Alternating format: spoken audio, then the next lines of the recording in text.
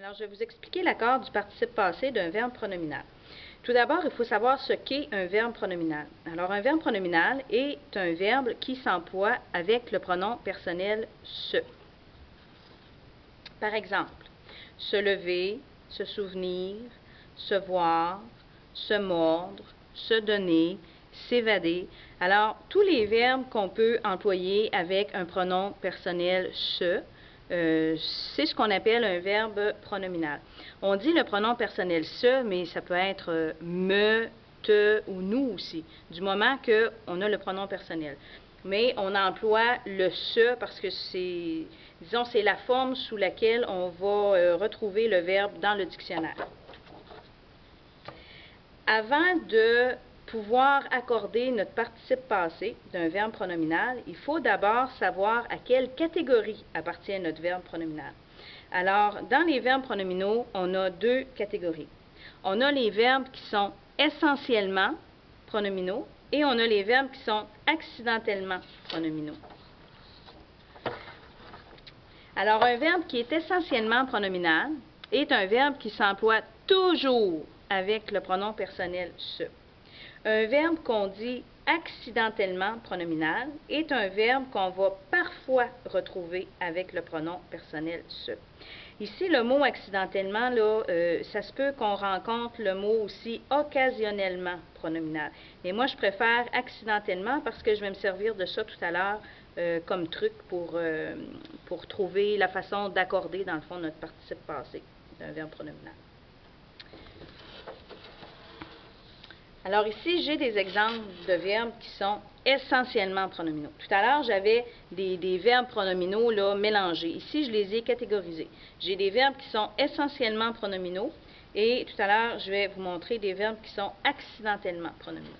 Alors, des verbes essentiellement pronominaux, comme on a vu tout à l'heure, ce sont des verbes qui n'existent qu'avec le pronom personnel « se ». Alors, par exemple, s'absenter, s'abstenir, s'évanouir. Il y a une question qu'on peut se poser pour savoir à quelle catégorie notre verbe appartient. C'est qu'on se demande si, par exemple, le verbe s'évanouir, on se demande si on peut évanouir quelqu'un. Alors, est-ce que je peux évanouir quelqu'un ou si on ne s'évanouit pas plutôt soi-même? Alors, c'est sûr que c'est la deuxième option, on s'évanouit soi-même. C'est sûr que je peux dire quelque chose à quelqu'un qui va faire que la personne va s'évanouir, mais c'est pas moi qui vais l'évanouir, c'est elle qui va s'évanouir elle-même.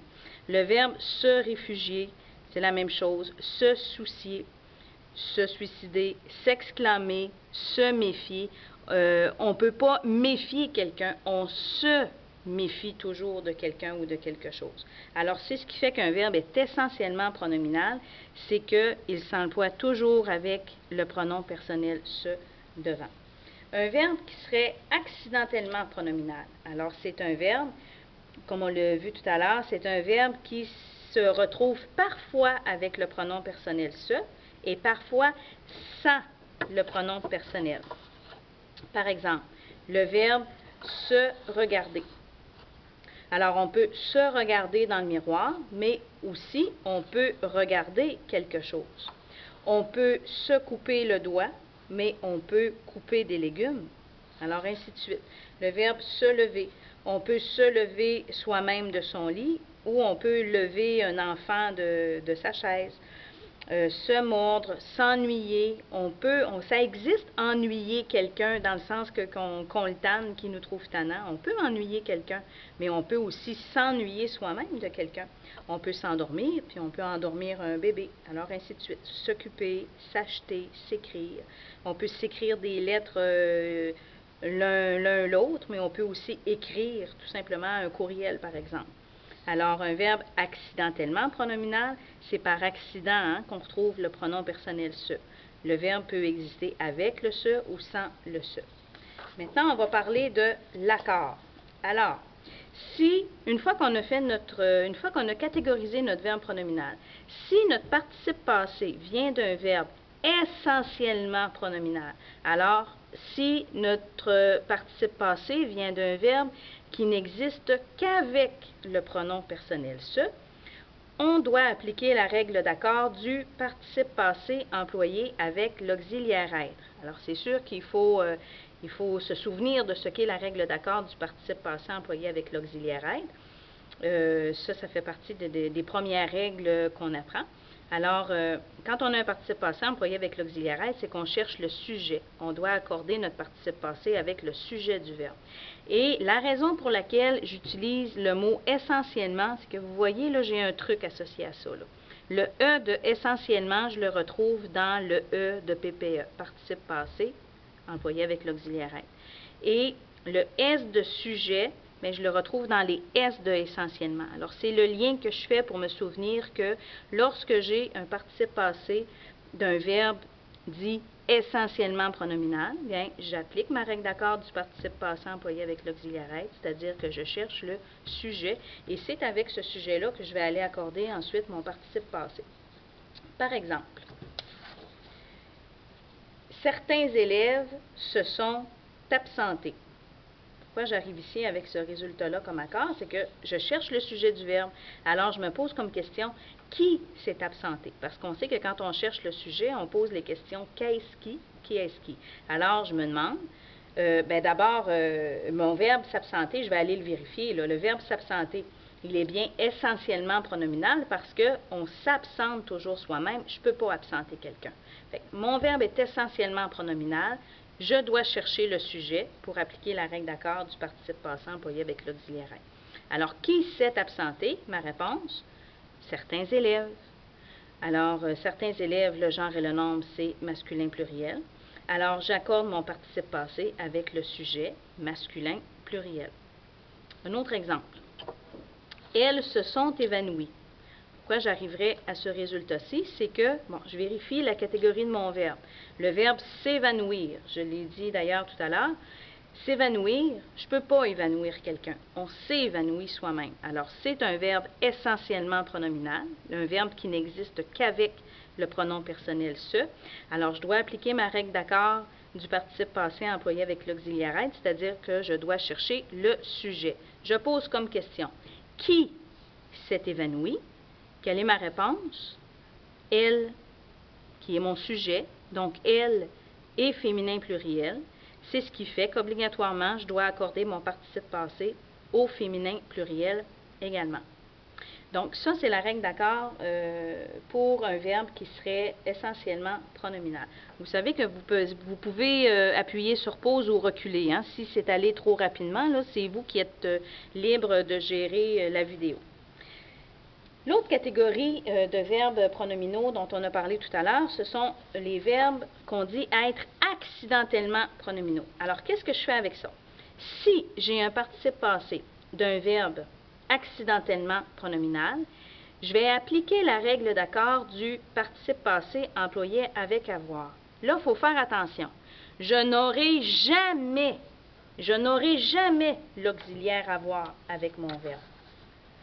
Ici, je vous ai mis des exemples. Parfois, on entend des gens parler comme ça, mais ça ne se dit pas au niveau grammatical. Ça ne se peut pas d'avoir le pronom personnel se avec l'auxiliaire avoir. Ça ne se peut pas, ça. C'est toujours l'auxiliaire être qu'on va rencontrer avec le pronom personnel se. Alors, savoir observer, là, on ne dit pas ça, ça se peut pas. C'est s'être observé. Savoir laver, ça se peut pas. C'est s'être lavé. Savoir mordu, ça se peut pas. C'est s'être mordu. Alors, c'est toujours l'auxiliaire être qu'on va rencontrer avec notre participe passé lorsqu'il s'agit d'un verbe pronominal, c'est-à-dire lorsqu'on va retrouver le pronom personnel se devant notre verbe. Parce que ça se peut d'autres verbes.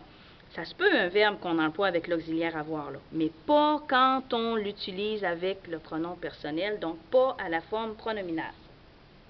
Alors, je dis, je vais appliquer la règle d'accord du participe passé employé avec avoir, mais je n'aurai pas l'auxiliaire avoir, je vais faire semblant.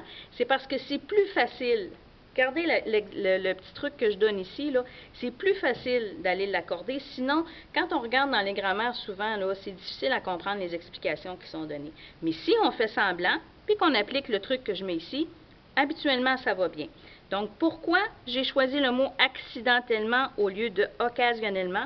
C'est que, regardez, j'ai mon A, d'accidentellement que je m'en vais retrouver ici, dans PPA, participe passé employé avec avoir. Et qu'est-ce qu'on cherche?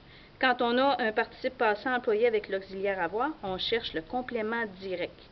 Vous vous souvenez que quand j'ai un participe passé employé avec l'auxiliaire avoir, mon participe passé va aller s'accorder avec le complément direct si ce complément direct-là est placé devant le participe passé. Alors ça, c'est quelque chose, si c'est allé trop vite, c'est quelque chose que vous pourrez réviser. Fait que je reviens ici à mon truc.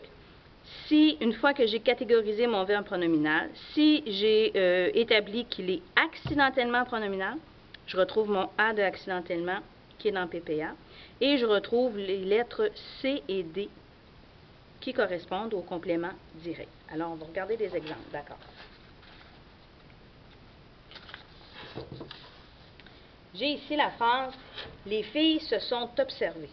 Qu'est-ce qui ferait que j'arriverais à cet accord-ci? On va aller voir. Alors d'abord, le verbe « s'observer ». Première étape, là, il faut catégoriser notre verbe. Il ne faut pas oublier ça. Si je prends le verbe, donc, « s'observer », est-ce qu'on peut observer quelqu'un ou quelque chose? Oui.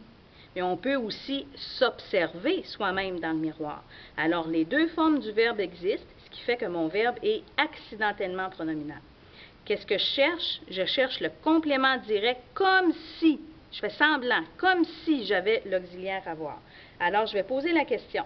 Les filles ont observé qui? Ça me donne comme réponse mon complément direct, qui est ce. Les filles ont observé qui? Ce, mis pour les filles. Dans le fond, c'est ça qui est mon complément direct. Alors, mon complément direct est placé avant mon participe passé, ce qui fait que oui, mon participe passé va aller s'accorder avec ce CD-là, qui est féminin pluriel, alors observez ES. On va aller voir un autre cas où peut-être qu'on procéderait, peut-être que notre accord ne donnera pas tout à fait la même chose. On se met toujours dans un mode de verbe pronominal qui est accidentellement pronominal. Des travailleurs se sont coupés un doigt. Le verbe se couper, je l'avais vu tout à l'heure avec les exemples. Est-ce que, bon, on peut se couper un doigt? Oui, puis on peut aussi couper des légumes. Donc, mon verbe couper existe bien avec ou sans mon pronom personnel. Alors, il est bien un verbe accidentellement pronominal. Même chose, je vais faire semblant que j'ai l'auxiliaire avoir. Alors, je vais aller chercher mon complément direct, s'il y en a un. Je pose la question. Des travailleurs ont coupé quoi? Ma réponse est un doigt. C'est un doigt qui va être mon complément direct. Ici, mon complément direct est placé après mon participe passé. C'est la même règle de base que je connais du participe passé employé avec l'auxiliaire avoir. Si mon CD est placé après mon participe passé, bien mon participe passé va rester invariable. Voyez-vous pourquoi on n'a pas le choix, avec les verbes pronominaux, de se poser comme première question d'établir si mon verbe est accidentellement ou essentiellement pronominal. Si vous ne faites pas ça, vous allez dire « Ah, ben là, j'ai l'auxiliaire être devant mon verbe. C'est sûr et certain, je ne me pose pas de questions, je l'accorde avec mon sujet. » Mais ce n'est pas toujours vrai. On vient de le voir ici, là. Si j'ai un verbe qui est accidentellement pronominal, comme le verbe « se couper », je ne peux pas prendre pour acquis que parce que c'est son devant, je l'accorde avec le sujet. Non. Il faut que je fasse semblant que j'ai l'auxiliaire avoir et que j'aille chercher le complément direct pour savoir qu'est-ce que je vais aller faire avec mon participe passé. Donc, justement, en conclusion, pour l'accord du PPVP, c'est-à-dire du participe passé d'un verbe pronominal, premièrement, c'est sûr que ma base, c'est que je dois me rappeler les règles d'accord du PPE et du PPA, c'est-à-dire du participe passé employé avec l'auxiliaire être et du participe passé employé avec l'auxiliaire avoir. Ça, c'est première des choses. Ensuite, je dois, très, très important, je dois catégoriser mon verbe pronominal, à savoir s'il est essentiellement pronominal ou accidentellement pronominal. Et en bout de ligne, là, je vais aller appliquer la règle qui correspond, c'est-à-dire que si mon verbe est essentiellement pronominal, mais je vais appliquer la règle d'accord du PPE, participe passé employé avec l'auxiliaire être, et je vais chercher le sujet. Ou, si mon verbe est accidentellement pronominal, bien, je vais faire semblant que j'ai l'auxiliaire avoir. J'applique la règle du PPA, c'est-à-dire que je cherche le complément direct, et mon participe passé va s'accorder avec ce CD-là, s'il est placé avant, bien sûr.